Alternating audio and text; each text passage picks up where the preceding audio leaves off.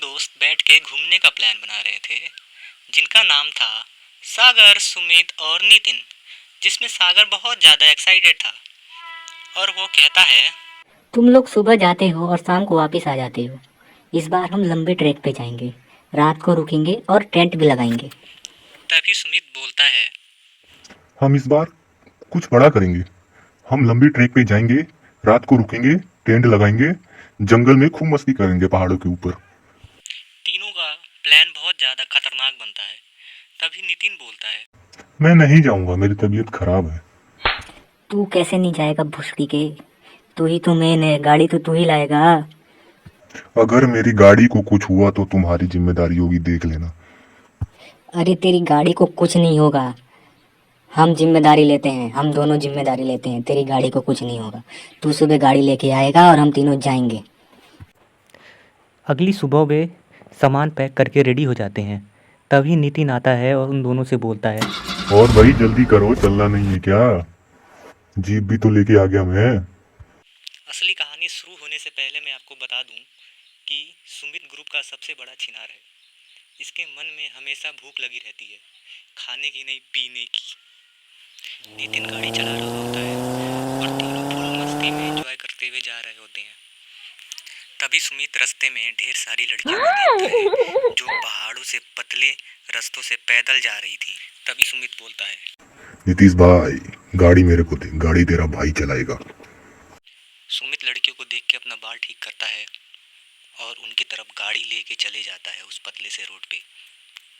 सागर भी पीछे से लड़कियों को देख के चिल्लाने लगता है।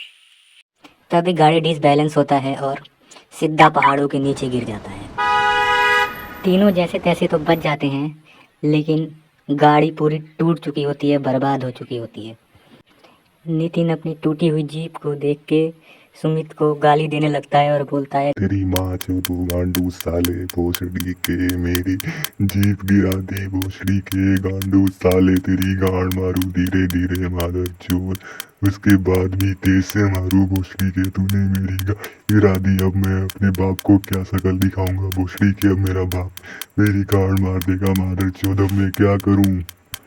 उन 17 साल के निब्बियों के चक्कर में तूने मेरी गाड़ी तोड़ दी भोसड़ी के। 15 लाख की गाड़ी थी, अब मेरा बाप को क्या शकल दिखाऊंगा? तभी सागर बोलता है, ले नीतीश भाई पानी पी, उसके बाद पानी पी पी के गाली देना इस रंडीबाज को। सुमित रंडे, मेरी गाड़ी कैसे भी लाके दे भोसड़ी की, कैसे भी लाके दे, मेरी गाड़ी लाके दे।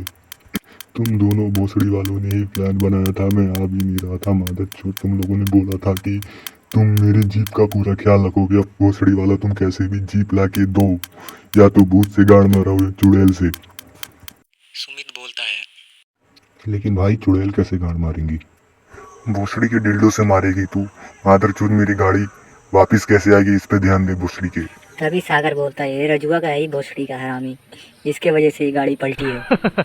सुमित बोलता है, भोसड़ी के तेरी भी गलती है मादर चोद, तू ही और चिल्ला रहा था तभी गाड़ी पलटी है मादर चोद, डिसबैलेंस होगी तेरी वजह से पलटी है मादर चोद। तभी नितिन बोलता है, चुप मादर चोद, मेरी गाड़ी वापिस कैसे आएगी, इस पे ध्यान दो। अब गाड़ी तो टूटी गई है, अब मेरी गाड़ी कैसे वापिस लाओगे, इस पे ध्यान दो। लड़ाई न मत करो बीच में, वैसे दिमाग खराब हो रहा है मेरा। तभी वहाँ पे एक पपड़ी वाले बाबा आते हैं। खाने वाले पपड़ी नहीं, साफ करने वाले पपड़ी। तभी वह सुमित से बोलता है, लारेस ने पिए, पैसा ला। सुमित बोलता है, मेरे को नाच के दिखा पहले तब। मादर चोद, तेरे को मैं रंडी लग रहा हूँ क्या? बाबा हूँ मैं भोसड़ी के बाबा, ये लठिया तेरे गाड़ में डाल के लठिया दूंगा भोसड़ी के। तभी सागर उस बाबा को 5 रुपए देता है और कहता है, बाबा इसकी गाड़ी वापस ला दो प्लीज।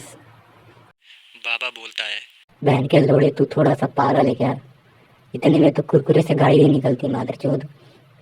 तभी बाबा सागर से बोलता है, 20 रुपए देगा तो एक काम वाली बात बताऊंगा। नितिन उसको अपने जेब से 20 रुपए निकाल के देता है और बोलता है, चलो बाबा उपाय बताओ, अब मेरी गाड़ी कैसे वापस आएगी? और हाँ, ये 50 रुपए और रखो, पीछे का जो पपड़ी जमा है उसको साफ करा लेना। 50 रुपए में तो सुमित पपड़ी चाट के साफ कर देगा। इनकी बकचोदी सुन के बाबा भी हंसने लग जाता है और कहता है, अरे ये मादरचोद बहुत हरामी जनरेशन है। तभी सुमित बोलता है, बकचोदी हो गई होगी तो उपाय भी बता दो बाबा जी। बाबा बोलता है, तेरे कहने को तो भोसड़ी के मैं तेरे को कभी जिंदगी में नहीं बताऊंगा। नितिन 20 रुपये और निकालने देता है और कहता है बाबा जल्दी से बताओ यार, बकचोदी मत करो, बहुत देर हो गई, मुझे अंदर ही अंदर बहुत ज़्यादा बुरा लग रहा है, डर भी लग रहा है। बाबा उपाय बताते हुए कहता है, इस पहाड़ों के रास्ते में पतले से रास्ते मिलेंगे, वहाँ पे जाते जाते तुम पहाड़ों के ऊपर चले जाना। 500 किलोमीटर चढ़ने के बाद थोड़ा आराम कर लेना और वहीं टेंट लगा लेना। फिर सुबह होते ही 500 किलोमीटर की चढ़ाई और करना। वहाँ एक परी मिलेगी जिसे तुम आज़ाद कर दोगे तो वो तुम्हारी इच्छा पूरी करेगी। तुम इच्छा के नाम पे उससे अपनी गाड़ी वापस मांग लेना। धन्यवाद बाबा जी, लेकिन जो पीछे पबड़ी जमी है उसको जरूर साफ करा लेना। धन्यवाद आपका। फिर सागर बोलता है, अब होगा असली ट्रैक शुरू, अब करेंगे फुल एडवेंचर। 1000 किलोमीटर की चढ़ाई करनी है तो डायलॉग ऐसे होने चाहिए। तो दोस्तों तैयार हो जाइए मौत का नंगा नाच देखने के लिए। वह धीरे धीरे पहाड़ की चढ़ाई करने लगते हैं। किसी और पे चढ़ाई तो कर नहीं सकते। चलते चलते उनको एक इंसानों की बस्ती दिखती है जहाँ पे एक आदमी जूस बेच रहा होता है और बोलता है, गन्ने का जूस मात्र 20 रुपये में, यहाँ चले आइए। नितिन सुमित से बोलता है, भाई गन्ने का जूस पिला दे यार। ये सुनते ही सुमित की स्पीड बढ़ जाती है और वो बिना पिलाए भाग जाता है वहाँ से। आगे जाने पे एक बहुत बड़ी सिटी आती है जहाँ नेटवर्क भी आने लग जाते हैं। तभी नितिन खुद के लिए और सागर के लिए एक गन्ने का जूस लगवाता है तो सुमित उन्हें देखता है। देख क्या रहा है, हलवा है क्या? तभी सुमित उन दोनों के जूस में थूक के भाग जाता है। तभी सागर बोलता है, अरे इसके जैसा तो बड़ा हरामी कहीं ढूंढने को नहीं मिलेगा। वे चलते चलते पहाड़ की काफ़ी ऊंचाई पे पहुंच चुके होते हैं। नितिन बोलता है, काफ़ी अंधेरा हो गया है और हमें टेंट यहीं लगा लेना चाहिए। तीनों मिलके टेंट लगाने लग जाते हैं। टेंट लगा के वो बड़े ही आराम से सोते हैं। तभी अचानक से उनका टेंट हिलने लग जाता है। सुमित बोलता है, नीतीश भाई सोने दे मेरे को यार, क्यों डिस्टर्ब कर रहा है। सागर बोलता है, नीतीश यार परेशान मत कर भाई, सोने दे, सुबह ट्रैकिंग पे जाना है पैदल पैदल। तभी सुमित की आँख खुलती है और देखता है बाहर एक चुड़ैल हमारे टेंट को हिला रही है और इधर देखते हैं कि नीतीश पहले से ही गायब हो चुका है। महाराणा वंशज, आज दिखा दे तू किसका खून है, प्रूव कर दे कि तू महाराणा का ही है। सागर जोश में टेंट खोल के बाहर निकलता है। तभी चुड़ैल उसको उड़ा ले जाती है। देखते ही देखते सुमित को भी उड़ा ले जाती हैं। तीनों को अपने चंडाल लोक लेके चली जाती हैं। तीनों को उल्टा लटका दिया जाता है ताकि उनका सूप बनाया जा सके और उनकी पटरानी को खिलाया जा सके, पिलाया जा सके, सेवा करी जा सके। चुड़ैलें तीनों को देख के खुश हो जाती हैं और आपस में बात करती हैं।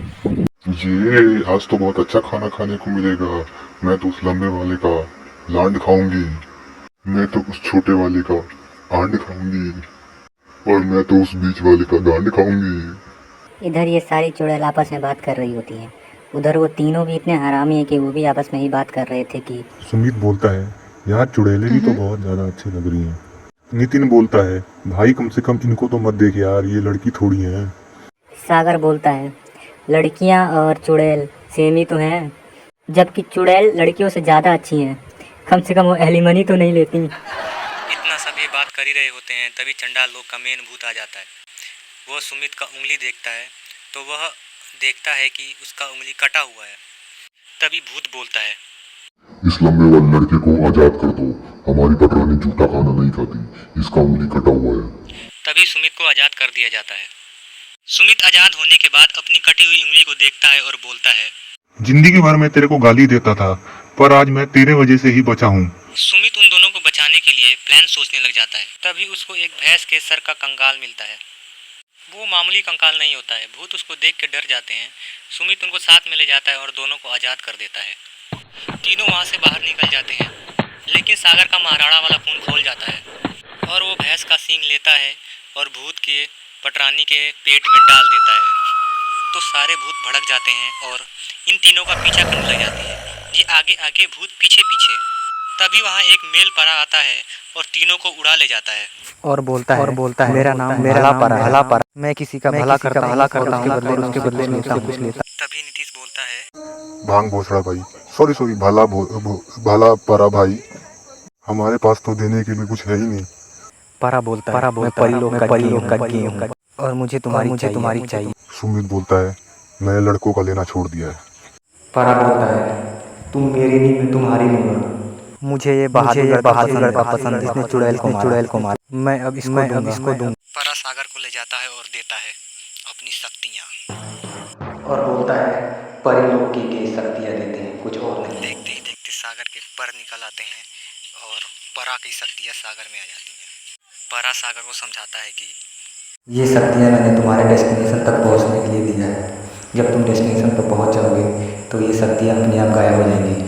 तभी सागर नितिन और सुमित को उठाता है और लास्ट डेस्टिनेशन पहाड़ के टॉप पे उस परी जो कैद होती है उसके पास चले जाते हैं। परी उन्हें देख के खुश हो जाती है और कहती है मुझे पता है तुम मेरे लिए ही आए हो। परी बोलती है इस रस्सी को तुम तीनों एक साथ छूना, मैं आज़ाद हो जाऊंगी। तीनों ऐसा ही करते हैं और परी को आज़ाद कर देते हैं। परी बोलती है मानो, जो भी मान सकते हो मानो। तभी तीनों बोलते हैं क्या तुम हमारे साथ एक एक राउंड कार में बैठ के घूम सकती हो। परी बोलती है पर तुम्हारे पास कार कहाँ है। नितिन बोलता है मेरी जीप पहाड़ों के नीचे से गिर गई थी, उसी के चक्कर में हम यहाँ आपको ढूंढते ढूंढते तक आए हैं कि आप हमारी विश पूरी करोगे और जीप को दोबारा जनरेट करोगे। परी कहती है बस इतनी सी बात। और देखते ही देखते एक चमचमाती जीप वहाँ खड़ी हो जाती है। तीनों उस पर बैठ जाते हैं तो परी उनको उड़ाते हुए एक प्लेन एरिया पे छोड़ देती है और परी उन तीनों को धन्यवाद बोल के अपने परी लोग चली जाती है। और कहती है अगली बार आना तो मैं तुम्हें परी लोग जरूर घुमाऊंगी। तीनों गाड़ी चला के घर जा ही रहे होते हैं, तभी सुमित बोलता है गाड़ी तेरा भाई चलाएगा।